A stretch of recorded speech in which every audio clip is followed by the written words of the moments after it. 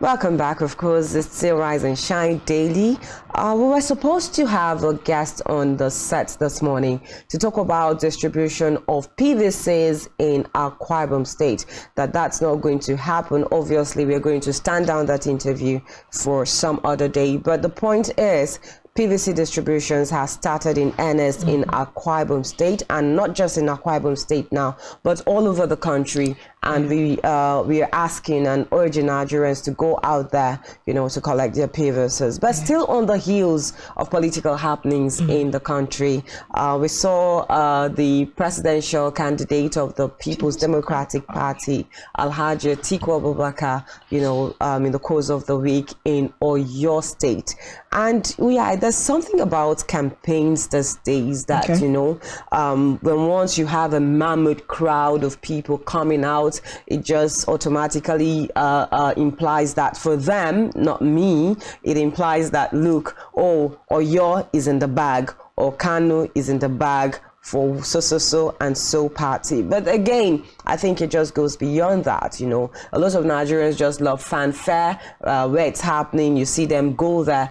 And over the few months that campaign has started, we've had series of conversations of people renting crowd. So you can have like thousands of buses in a particular place, and worse off is if the governor of that state is a party member of the party that is coming for campaigns. So you have markets being closed down, you have business being shut down just because they want people to go out for the campaigns. And then you hear stories of or your state was shut down for PDP, or it was shut down for APC, or it was shut down for the Labour Party, or even the NNPP party. But then again, we saw Alhaji Atiku Abubakar take his campaign to Oyo State, and so many fanfares, so many promises of a renewed Nigeria as well. Yes, well, still talking about campaigns, it's moving because in a couple of weeks we are going to be seeing that campaigns would have to be wrapped up. Yes. So we're also seeing that after the holidays have been marked, we are closing in on campaigns as they have resumed after going on a break for the Yuletide season, and Atiku Abubakar and the People's Democratic Party have resumed in Oyo State. And like Janice just talked about, mammoth crowd, it's pitiable to also hear that we also rent people to come and, pamper our political ego, and it's just very funny. But something that is worthy of note is that the G5 governors continue to stress, the People's Democratic Party. They are giving them literally a run for their money at this time, because Governor Makinde was absent as Oyo PDP rallied around Atiku Abubakar. It was such a when an absence is very obvious. I mean, he is the governor of Oyo State himself, and having the presidential candidate of your party coming to your state and you are absent in that day, it is a very strong statement being sent to the People's Democratic Party.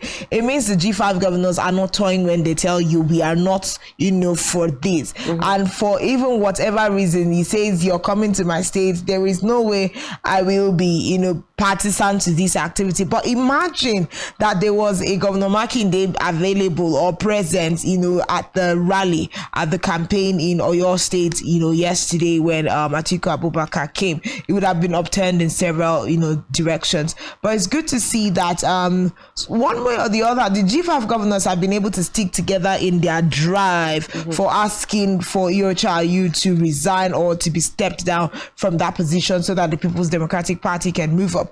But it's also important to note that the fact that the People's Democratic Party has not carried this out till date, and we are beginning to see activities like this. I mean, the presidential candidate goes to a G5 governor state, and the governor is obviously absent from the campaign. It's a bold statement. Obviously, definitely a bold statement there. Like you said, the G5 governors are giving the People's Democratic Party, the presidential campaign council now, because obviously they are carrying out their own, gubernatorial candidates and the rest of, campaigns that they're supposed to be having. But that of the president is what they are still bent on. We are not part of it. We are not going to push for this candidate. We are going to make sure that our demands will still come through, still be what we are pushing for, and that's the resignation of Iyorchia Ayu. And that's why you had the likes of the governor of Oyo State now, Seyi Makinde, not being present in that campaign yesterday. It shows that, look, we are serious on what we are demanding for, and all of that. But again, I think that it's also high time for the G5 governors to pull off the suspense and let Nigerians know exactly where they are tilting to, because I know that there are lots of fingers that are being crossed as to where they are actually going to be going to. And then I think in terms of their endorsement of a presidential candidate. I think I also saw a news bit yesterday that Governor Samuel Ortom is beginning to not quite like the fact that Peter Obi was endorsed by President Olusegun Obasanjo, former President Olusegun Obasanjo now, and all of that. So let us know exactly where the G5 governors are going to. Are they going to an APC, or they are going to a Labour Party, or an NNPP, for example, or maybe they could just choose any of the other parties that make up the 18 political parties that have filled in candidates to vie for the presidential seat in the country. But let's know exactly where they are going to, because at that point it just gives the air of tension will just calm down, and ease off, and then we know that, okay, so the cards are on the table now, let's play this game together. What if we have a shock and we come out at the end of January and the G5 governors do not actually endorse anymore? Oh, is that something that we are putting on the table as a consideration? No, then I think that the integrity of somebody like Governor Nyesom Wike will be questioned. It will be questioned, because he said January, so we are all waiting for him. We are in January already, 5 days into the month, and we need him to come out and make the statement on which of the presidential candidates are they actually going to be putting their weight behind. Yes, we're still speaking about endorsements. Just worthy of note is that still on the heel of former President Olusegun Obasanjo. Hello, I think we have a call. Hello, good morning. Hello. Good morning. Again, What's your name and where are you calling us from, please? Okay, my name is Tefa Estik. You're calling from Kano State. You're calling from Kano State, but we didn't get your name. My name is Tefa Estik. Okay, go ahead with your thoughts, please. You are talking about the governor, the presidential candidate went to you, and the governor was not. Yeah, Seyi Makinde was obviously absent. That is integrity. That is integrity. You see, there is no issue that will not come to conclusion. G5 governors, let them come together and solve this thing once and every. The national chairman, Mr. Ochia, we are the same state, and our governor too, Mr. Samuel Tom, is in that integrity. So to me, if you fight, there is a unity that you come around and sit and talk, so that they can move your head. All those quarrels here and there is not good. Let them come together and settle this thing amicably. That is my take this morning. All right, thank you very much. Thank you very much. Although we still didn't get the name, but thank you for calling us from Kano State. He has said the G5 governors, just what you were saying, right? They should just come together and seize the suspense already, and let's know how we're moving forward as the people and as a party. But then just before we had that, but he's also of the opinion that the G5 governors, rather than quarreling and all the in-house wranglings, that they can actually come together, and forge a way to create peace and then move the party forward. Because whether we like it or not, Uyai, the truth is 5 governors out of the how many governors that are supporting the People's Democratic Party, that's a big lacuna that has been created. And whether the PDP think that they can do without the G5 governors or not, the truth is it is going to affect them in their campaigns. It is going to also affect the output of the elections generally. Yeah, but in terms of saying let's come and let's have peace. The peace that, the G5 governors are asking, it's just for the resignation of Iyorchia, and they have said any peace that goes beyond that one, we do not want it. And we also had Governor Nyesom Wike of Rivers State a couple of days ago say, if you say that the G5 governors do not have an impact, our endorsement of a person, or the fact that we are not backing up the presidential candidate of the People's Democratic Party, if you say that it does not carry any weight, then leave us alone to do what we are doing. You know how Wike will speak in his very emphatic stance. But I mean, that's the in-wrangling that is still happening in the People's Democratic Party. And I must say that it's a big surprise to see that this in-wrangling has actually, lasted up to this point. It was expected that as of now, it would have been solved. We are not hearing necessarily of any other party that has this quality of in-wranglings happening. The APC have accepted their lot of the, same faith ticket. Yeah. All the other parties that seem to have had a faction, it's not so conspicuous. It's not out there on the table like, the People's Democratic Party's own is still dragging. And, so just on the side, I was going to mention that the presidency had actually responded to the endorsement done by the former president, Olusegun Obasanjo, of the Labour Party presidential candidate. And it was just a back and forth. At the end of the day, Nigerians still responded. If you think you have done well enough for the government, for the people of Nigeria, then Olusegun Obasanjo's endorsement of the Labour Party should not bite you in any way. And it's just funny. First of all, it shouldn't be expected that the presidency should have responded to that endorsement. So in all honesty, that response even did come as a shock. No, the point is, if you look at the letter that was written to Nigerian youths, just like OBJ said, there was the critique of this present administration, the fact that for the past 7+ years, Nigerians have been in the doldrum, and we need somebody like a Peter Obi with his kind of integrity to bring us out from there. So I think that it is on those lines that the presidency is actually reacting to the letter by former President Olusegun Obasanjo. Of course, this present administration will tell you that they have done, so much for the country, and nobody is expected to say that they have done worse, in their time. So I think it's on those lines, that they had to respond, to that particular letter. But again, another thing that, keeps bugging my mind is why this endorsement by Chief Olusegun Obasanjo of Peter Obi of the Labour Party keeps resonating. A lot of people have kept talking about it, and till tomorrow people are still talking about it.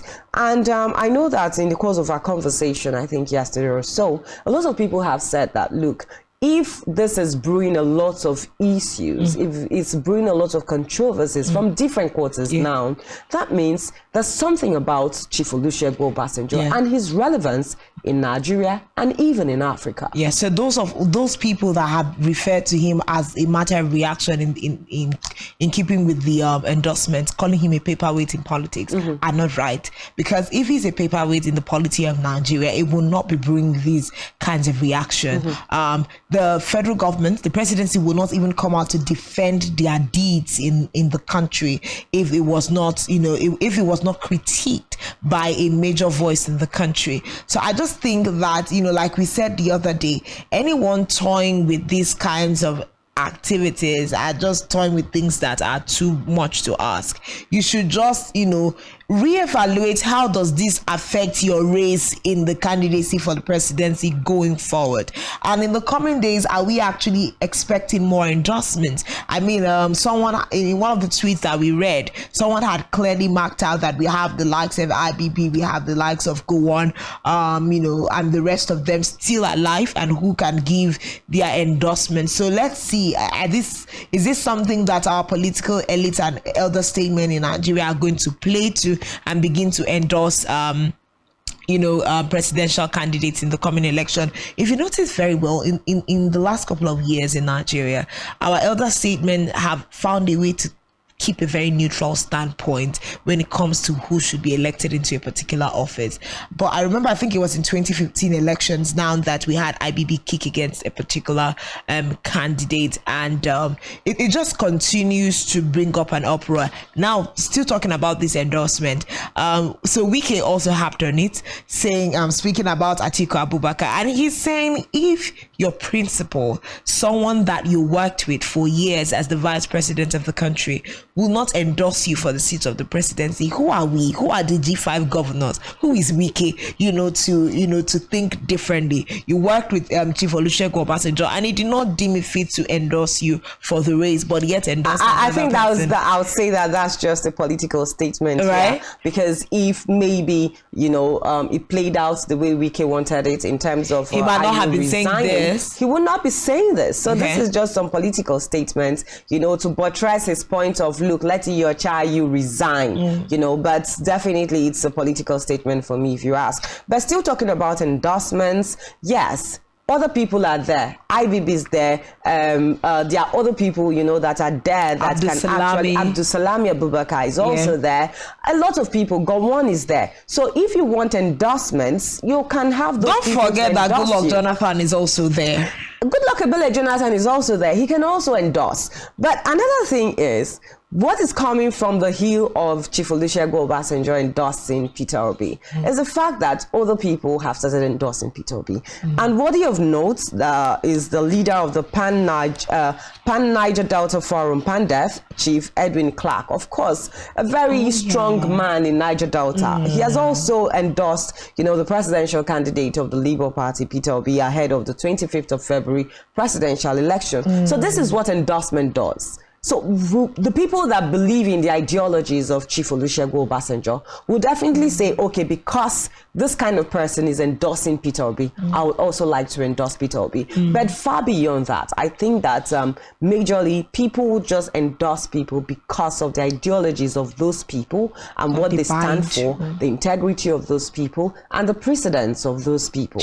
So that's what causes some level of endorsement. You wouldn't endorse somebody that would come and fail at the end of the day, because at the end Nigerians can say, okay, we trusted in your judgment, in your endorsement and your judgment as an elder statement. But I think this is something else that we should say very importantly. We don't think that endorsements are a play in an automatic ticket. Yes, not that too. And it's not a play of Godfatherism, because I think that is a whole different game entirely.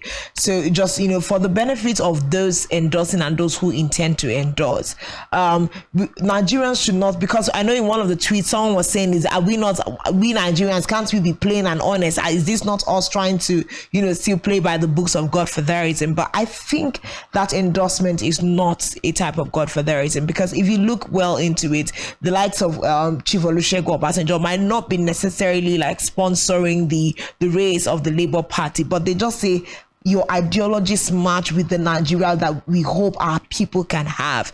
And because of that, I will put the weight of my personality and my influence behind your race. I think that that's just what endorsement is about, and not, I'm going to do all what it takes, break the bank, break INEC just to make sure that you snatch ballot boxes or buy PVCs on your behalf. It's none of that when it comes to endorsements. We're just saying we think that ABC is a light. We think that CDC is a light. If you would go with this, we think it would be good for the country. I think that's what the likes of the former president Olusegun Obasanjo did by his endorsement. And even now we're talking about Edwin Clark, who have stood out very, very vehemently to push against some of the things that have been done by the APC government. We have really had Edwin Clark speak out, and even compare times when they were at the helms of affairs and where Nigeria is at this time. So these are some people that have seen the different phases of Nigeria. They've seen the different phases of our democracy, how it has evolved.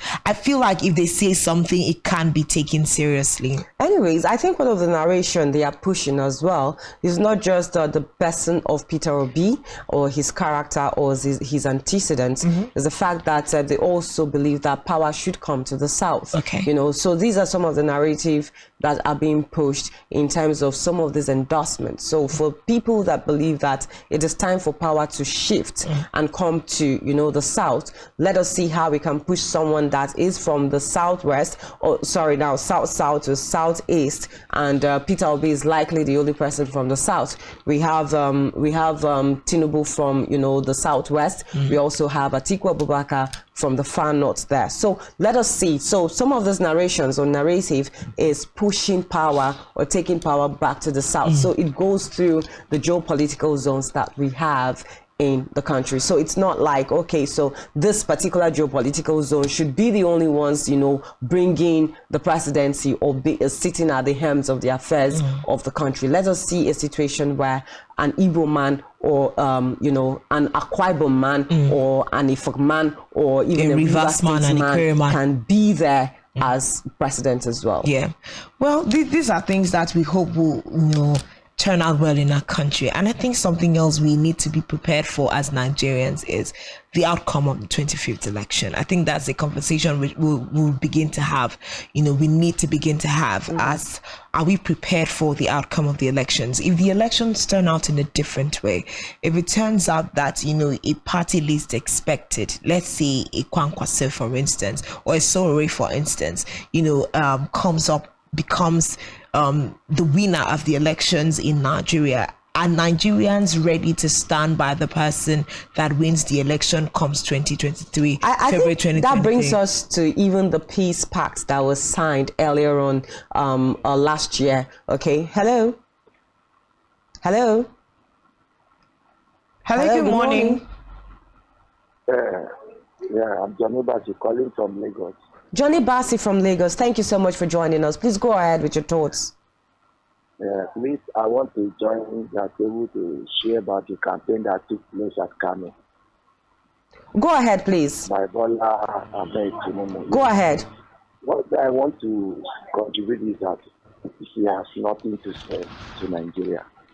The anticipation of APC is downplaying everything. So we should not worry about it for the appearance of the APC in the campaign. Nigeria know the right person, people that have good projects, the vision to drive this country. So to that extent, not even Obasanjo endorsement of Peter Obi or a track. We know the right person that we want to pilot the affair of this country. That is my contribution. All right, thank you very much. Thank you so much for your thoughts with us on our show this morning. Of course, the phone line is still on your TV screen. You can do well to call us and let us know your thoughts on the conversations that we are having this morning, looking at, the campaigns across board as we move forward to the end of campaignings by INEC calendar for the political parties. And of course, the elections proper by 25th of February. How are they doing? How are these political parties pushing the narrative of what they will be doing for Nigerians? And of course, we're also looking at, the issues that the endorsement of Peter Obi by Chief Olusegun Obasanjo is causing in the country. Hello, good morning. Hello. Hello, good morning. Yes, I'm on the live television show. Yes, please. Okay, my name is Dabas. Okay, you're calling from where, please? Calling from Lagos. Okay, fantastic. Thank you so much for joining us. Go ahead with your thoughts. Yeah, I just want to commend your program and like what the other sister was also explaining concerning the endorsement of His Excellency Mr. Peter Obi from our former President Olusegun Obasanjo. Yes, she really explained it into details. Endorsing someone doesn't mean that you are,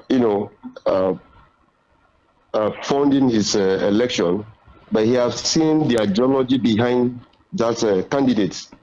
He might not be the best of all, but he have seen his antecedent as a former governor of the state, and I think what the youth are yearning for is to get back our nation back to the grassroots. And I think I want to align myself with that endorsement.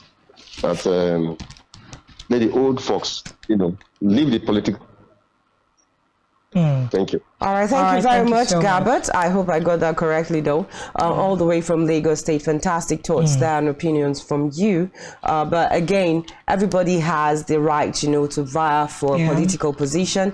And those that also would align to the antecedents and the principles or ideologies of a particular person will definitely queue behind that person in terms of the elections now. But my earnest prayers for Nigerians and towards the election too is for the elections to be on a level playing ground. Let the elections be kept on the ground, for everybody to push their shorts, and then see how it turns out. But before we had that call, actually, I was actually talking about the fact that there's been a lot of peace pact signing. Yes. And you were also saying, will the results of the election actually be accepted by all parties? Yeah. And now the question is, what is the essence of signing a peace pact when you do not, at the end of the day, keep to the terms of this particular peace pact? Because we find out that there's always a post-election tribunals that will take for as long as ever. And at the end of the day, you find out that an election could be upturned and then another person sits on that. And that's why you have off-season elections, which is not also a very good thing for the country. For the democracy of our country. But do not also forget that in terms of arguments concerning the peace pact, it's been argued that, the peace pact is not necessarily, it's not a constitutional activity. It was just, some group of people coming together. Coming together and thinking, okay, if we do this, it's going to help our country, it's going to help our democracy. So some quarters have argued that even the peace pact being signed. Okay. Hello, good morning. Hello, good morning. What's your name and where are you calling us from? Hello, good morning.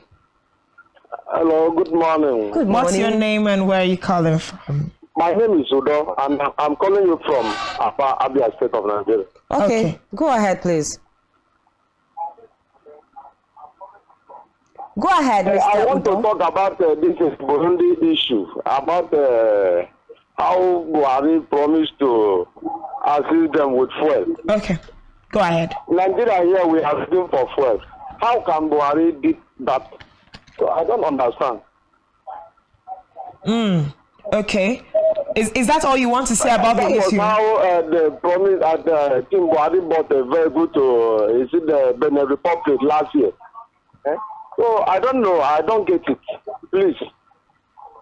Anyway, serious concerns there. A lot of Nigerians will definitely react to that particular issue because just like we said earlier, Uyai, this is what we are having as a major challenge in the country. While the government is saying that, look, let us even remove subsidy totally, from our fuel, our PMS, and then get Nigerians to buy it at a higher price. They are also acting the big brother to another country, that is Burundi. So definitely we'll have these kinds of questions being asked because we are Nigerians and we want a better living condition for it's a major concern. Yes. So just before that call came in, we're talking about the fact that the peace pact is not necessarily constitutional, and some quarters have argued that does it or does it not have the strength in itself to make the parties involved to uphold the outcomes of the general elections next year.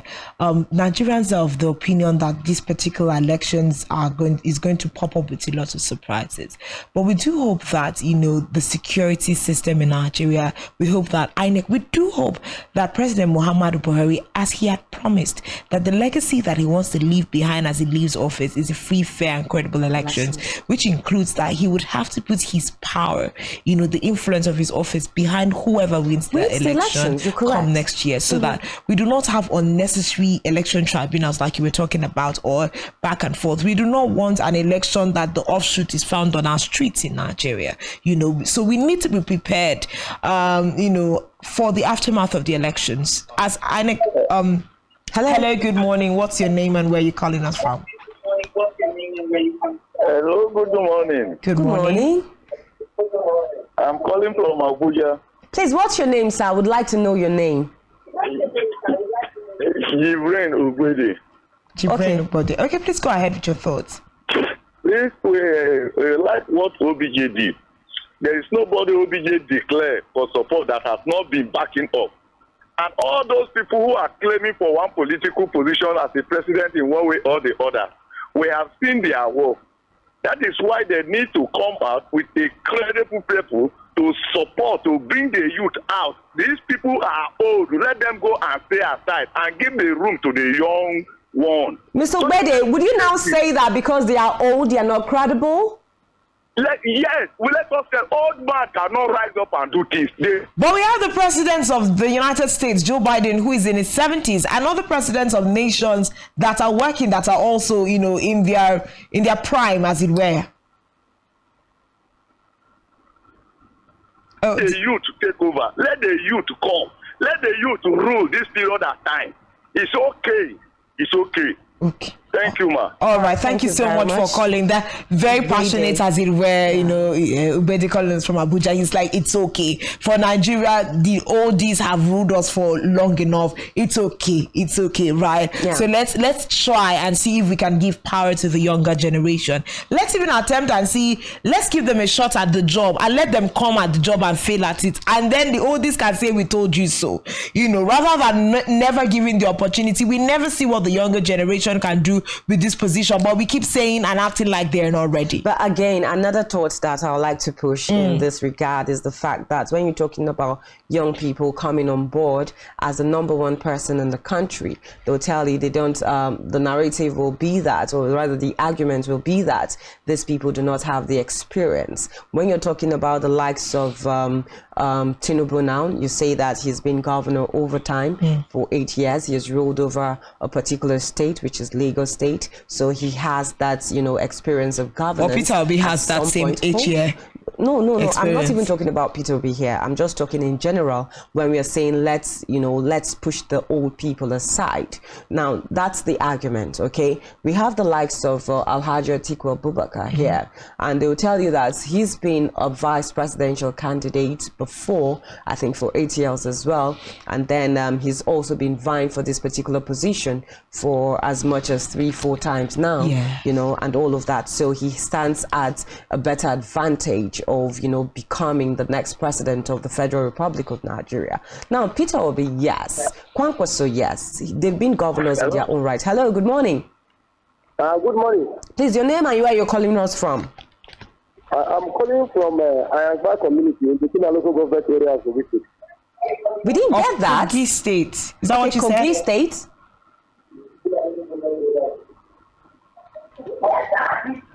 Yes, Kogi State. I'm Danjuma Ali Ugu Ataguba. Okay, Danjuma. Okay, from Kogi State. Go ahead, please.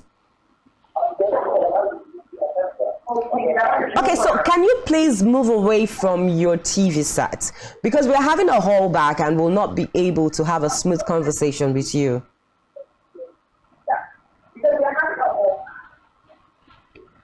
In any case, you can go on with your thoughts, please. Okay, I've done that. Okay, thank you very much. Yes. Go ahead with your thoughts. Okay, if Nigeria wants to develop along the line of this modern civilization, ideological of Nigeria youth must be reformed. We must also come out and cast our vote for the candidate of our choice. The era of political thuggery is going to be over this time around because the youth are anxious to see a credible leader after the next election, and we are ready to sacrifice our last resources in the next election. And if we die in this election, history will absorb us. And no any individual in this country can use the instrumentality of the law to suppress justice in the next presidential election. That is my take this morning. And the next election is going to be a historical election in the life of our nation. Thank you. Thank you very much. Thank you so much, Danjuma from but nobody's Kogi. going to die, actually. No, nobody's going to. That's exactly what I was saying. Yeah. You know, how are we going to handle the outcome of the elections? We need to ready. And I was saying, I think we had a call that interfered with that. And I'm saying, let the security agencies in the country, let our law courts, let the presidency be ready to handle the outcomes of the elections in 2023. Whether or not we like to accept it, like our last caller just said, it's going to be an historical election in Nigeria, something never seen. It means that a right-thinking country should forethink of the results that are going to come and then just be ready to make sure that this country is peaceful and sane after the 25th of February. Yeah, serious concerns there, I must say. It's been a wonderful time, listening. Okay, good morning. Good morning. Okay, we lost that call, and that's going to be the last call we can take because we're absolutely out of time. But we must say a very big thank you to all of those that were able to reach us this morning. Is always wonderful and always a delight to hear from Nigerians and actually get to share their opinion on our show every morning. So we'll do that again tomorrow. Please do well to stay tuned. And I was trying to remember the frequency for our Star Times. In case you are on Star Times, of course, you can also be a part of our show. Link up with us on 421, channel 421 on Star Times National. That means you can get us anywhere in Nigeria so far as you are on Star Times. Please do well to tune in every weekday, to join the show. And of course, every other day to join all of the other programs that we have on Spectrum Television. But once again, thank you to all those that called in. It was really wonderful. Yeah, it was great. Nigerians actually share their thoughts on what's happening in the country. Now, it shows that Nigerians are much more aware and we are ready to also take, the ballots by our hands and make sure that we put a precedent that we actually want at the end of the day. Beautiful to also see that we have a lot more Nigerians that are getting involved in the polity of Nigeria. So that's very, very commendable. Yeah. And like the very last caller said, people are going to put their resources and actually come out on election day to vote. This is how we're going to just, let our conversation slide for this morning by encouraging that if you haven't gotten your PVC just yet, INEC has said offices are open Sunday to Sunday, 9 a.m. to 3 p.m. every day. Go get your PVC. That is the only way you can make a statement come the 25th of February this year. I think we'll just take our quote of the day. Yes, and that's wrap things up how we're going to wrap it up this morning. Quote of the day says, always make a total effort even when the odds are against you. Always make a total effort even when the odds are against you. Invaji, an athlete. Okay. I really like. Is that Invaji or Invaj? I like how the quote of the day usually, sometimes finds a way of hampering on the things we're talking about here. Yeah. So even when just aligns with all our thoughts and conversations in the morning. Absolutely aligns. Even when the odds seems to be against you in terms of how the polity of Nigeria has been, if there is a political party that looks like, okay, the odds of the Nigerian democracy and the Nigerian politics is against us, but nonetheless, let everybody preparing up to the elections on 25th of February do their best. Yes. Let everybody put in their best at this time, although the odds may be against you. Put in your best, and that's an absolute starter for everybody. Exactly. As the year is starting. So it's not just about politics or politicians. For every single person. It's about all of us. As we start the year, put your best foot forth. Yes. Make sure that you do everything, in totality. Yeah. Don't leave anything behind. Be the best version of yourself, actually. Be ready for opportunities. Be ready for opportunities, obviously. Okay, that's the much we can take. It's been a wonderful time on the show this morning, and it wasn't wonderful without you anyway. So thank you so much for being a part, and we'll get to see you again tomorrow. My name is Janice Cobham. Keep watching the rest of our shows. My name is Yannick, and thank you to everyone who was a part of the production and everyone who called in this morning. We do appreciate you, and we'll definitely see you tomorrow. Enjoy the rest of our programming and the rest of your day.